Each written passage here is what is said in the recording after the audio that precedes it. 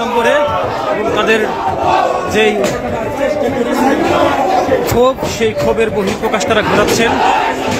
সবাই যে যার হাতে যেভাবে পেরেছেন, লাঠি নিয়ে, বাড়ি থেকে যা পেরেছেন তাই নিয়েই। ধানমন্ডি ৩২, আবারও ধানমন্ডি ৩২-এ তাদের রূপ বহির্বিশ্বের কাছে প্রকাশ করলো যে তারা সত্যিকারে বাংলাদেশকে ধারণ করে নাকি পাকিস্তানকে ধারণ করে। গৃহযুদ্ধের জন্য জয় বাংলার সৈনিকেরা, ৭১-এর সৈনিকেরা, মুক্তিযোদ্ধার সৈনিকেরা সবাই প্রস্তুতি গ্রহণ করুন। যার যা কিছু আছে সবাই তাই নিয়ে প্রস্তুত থাকুন। মাননীয় প্রধানমন্ত্রী শেখ হাসিনাকে দৃষ্টি আকর্ষণ করব, মাননীয় প্রধানমন্ত্রী শেখ হাসিনাকে দৃষ্টি আকর্ষণ করব, দয়া করে আমাদেরকে একবার সুযোগ করে দেন। মাননীয় প্রধানমন্ত্রী শেখ হাসিনাকে বারবার অনুরোধ করতেছি, দয়া করে আমাদেরকে একবার সুযোগ করে দেন। আমাদের জয় বাংলার সৈনিকদেরকে একবার সুযোগ করে দেন। আমরা ৭১, মুজিব সৈনিকেরা, মুক্তিযোদ্ধার সৈনিকেরা, বঙ্গবন্ধুর আদর্শের সৈনিকেরা, মাননীয় প্রধানমন্ত্রী শেখ হাসিনা, আপনার কর্মীরা আমাদেরকে দয়া করে একবার সুযোগ করে দেন। এটা আমাদের শেষবারের মতো আমাদেরকে একটা সুযোগ দেন। হয় বাঁচবো নয়তো মরবো, হয় জীবনকে বাজি রেখে যুদ্ধ করে বাংলার মাটি থেকে পাকিস্তানের জিন্নাতের সন্তানদেরকে এই বাংলার মাটি থেকে আমরা বিদায় করব, অথবা আমরা জীবন দিয়ে এই বাংলার মাটি থেকে বিদায় নেব। তারপরও আমরা বিজয় চিনি নিয়ে, আনার সর্বশক্তি নিয়ে আমরা চালিয়ে যাব। দয়া করে মাননীয় প্রধানমন্ত্রী শেখ হাসিনার দৃষ্টি আকর্ষণ করতেছে, আমাদেরকে একটা বারার সুযোগ দেন। আপনি ঘোষণা করেন কখন নামতে হবে হাজারো লক্ষ লক্ষ মুজিব সৈনিকেরা, ৭১-এর সৈনিকেরা বসে আছে শুধুমাত্র আপনার একটা ডাকের অপেক্ষায়। আপনি সোশ্যাল মিডিয়াতে, আপনি বিভিন্নভাবে আপনি দেখতে পান যে মুজিব সৈনিকেরা ধৈর্য আর তাদের হচ্ছে না। আমাদেরকে দয়া করে একবার সুযোগ দেন। আমরা ওই ৩২ নাম্বার বাড়ি যারা ৫ আগস্টে পরবর্তীতে এইবার আবারও তারা তাদের দৃষ্টি আকর্ষণ করে বলতে চাই, এই ৩২ নাম্বার বাড়ি আবারও পুনরায় গঠিত হবে, তবে সেটা সরকারি কোনো টাকার মধ্য দিয়ে নয়।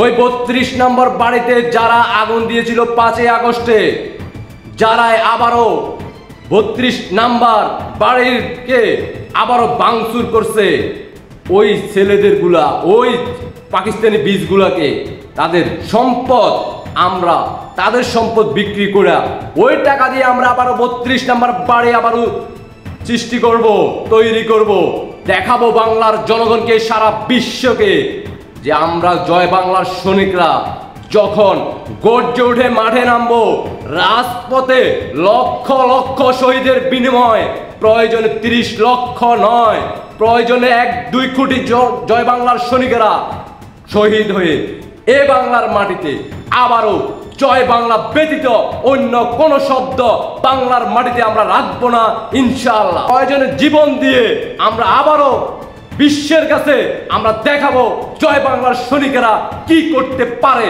প্রতিশোধের পাল্টা প্রতিশোধ কিরকম ভয়ানক হয়। মাননীয় প্রধানমন্ত্রী শেখ হাসিনাকে বলবো, জীবনের মৃত্যু মানুষের একবারে হয়, বারবার হয় না। জিন্নাতের বংশের সন্তানদের মতো আমরা জান্নাতে যাই না, আবার জান্নাত থেকে ফিরে আইসা দুনিয়াতে বসবাস করি না। তাই জীবনের মৃত্যু একবারে হয়, জয় বাংলা সৈনিকদের মৃত্যু একবারে হয়। জয় বাংলা সৈনিকদের দৃষ্টি আকর্ষণ করে বলবো, যার যার যা কিছু আছে তাই নিয়ে প্রস্তুত থাকেন। প্রধানমন্ত্রীর দৃষ্টি আকর্ষণ করবো, আমাদেরকে একবার সুযোগ দেন। ধৈর্য আর রাখা সম্ভব হচ্ছে না। প্রবাসী যারা জয় বাংলার সৈনিকেরা আছেন, তারা দেশে যাওয়ার জন্য প্রস্তুতি গ্রহণ করেন। এই বাংলার মাটিতে আর জিন্নাতের বংশের প্রত্যেকটা পরিবারের সম্পদ বিক্রি করে আমরা 32 নাম্বার আবারও তৈরি করব। 32 নাম্বার বাড়ি আবারও তৈরি করব। বঙ্গবন্ধুর ভাস্কর্য আবারও তৈরি করব। তাদের সম্পদ বিক্রি করে, তাদের বাড়িঘর আমরা লুট করে, তাদের বাড়িঘর আমরা বিক্রি করে, জিন্নাতের বংশের সন্তানদেরকে কিডনি বিক্রি করে আমরা 32-এর বাড়ি আবারও তৈরি করব। মাননীয় প্রধানমন্ত্রী শেখ হাসিনার দৃষ্টি আকর্ষণ করতেছি, মৃত্যুকে সামনে রেখে আমরা জয় বাংলার সৈনিকেরা রাজপথে নামার জন্য প্রস্তুত। শুধুমাত্র আপনি একটা ডাক দেন, আর দেরি করবেন না, আর দেরি করার সময় নাই। যতদিন যাচ্ছে ততই কিন্তু আমরা ধৈর্য হারা হয়ে যাচ্ছি। তাই বলবো আর সময় নাই, আর আপনি অপেক্ষা করবেন না।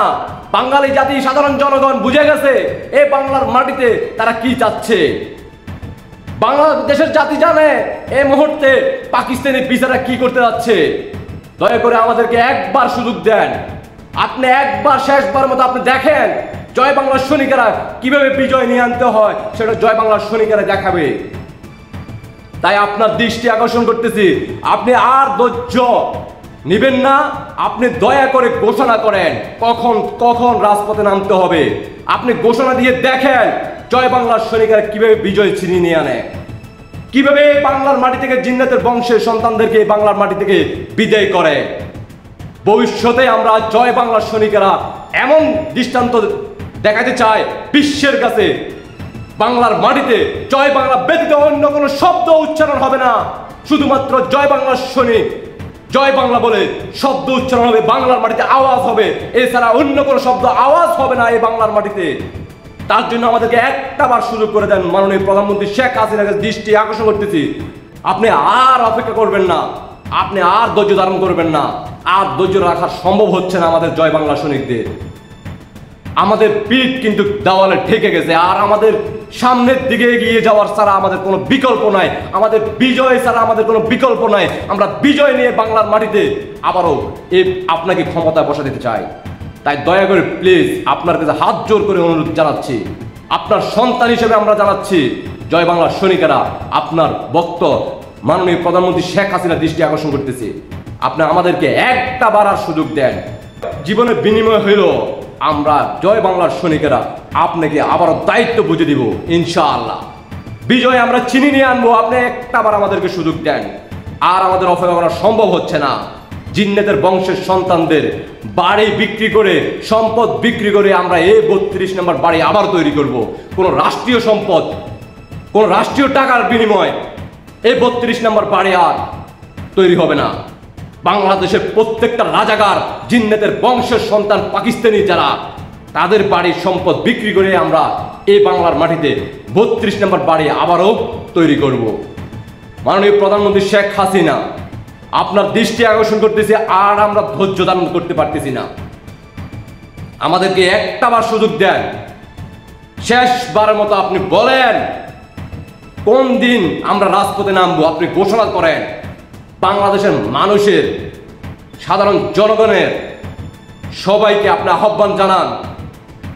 বাংলার সাধারণ জনগণ সবাই ঐক্যবদ্ধ হয়ে আপনার পক্ষে হয়ে রাজপথে অবস্থান করবে, ডাকামুখী হবে। আপনি একবার ঘোষণা করে দেখেন। আপনি বাংলাদেশে 16 বছর আপনি কি করেছেন সেটা বাংলার সাধারণ জনগণ ভালো করে জানে। তারা প্রকাশ করতে পারতেছে না, শুধুমাত্র আপনার দিকে তাকিয়ে আছে কখন আপনি ডাক দিবেন, কখন তারা রাজপথে নামবে। জয় বাংলার সৈনিকদের পাশে সাধারণ জনগণ থেকে শুরু করে সবাই যারা আপনার দ্বারা উপকৃত হয়েছে, ঘর বাড়ি থেকে আপনি সব দিক দিয়ে আপনি যাদেরকে সহায়তা করছেন, তারা প্রত্যেক পরিবারের একজন করে হলো রাজপথে আপনার জন্য জীবন দিতে প্রস্তুত। শুধুমাত্র আপনার মুখের দিকে তাকিয়ে আছে বাংলার জনগণ। আপনি বলেন রাজপথে নামার জন্য, আপনি সরাসরি ঘোষণা করেন কখন কোন দিন রাজপথে নামার জন্য আমরা প্রস্তুতি আছি। আপনি বলেন, বলার পরে দেখেন বাংলার জনগণ কিভাবে আপনাকে আবারও দায়িত্ব বুঝে দেওয়ার জন্য সর্বশক্তি নিয়ে রাজপথ কাঁপিয়ে জিন্নাতের বংশের সন্তানদেরকে এই বাংলার মাটি থেকে বিদায় করে। আশা করি আমার জয় বাংলার সৈনিকেরা সবাই বুঝতে পারছেন।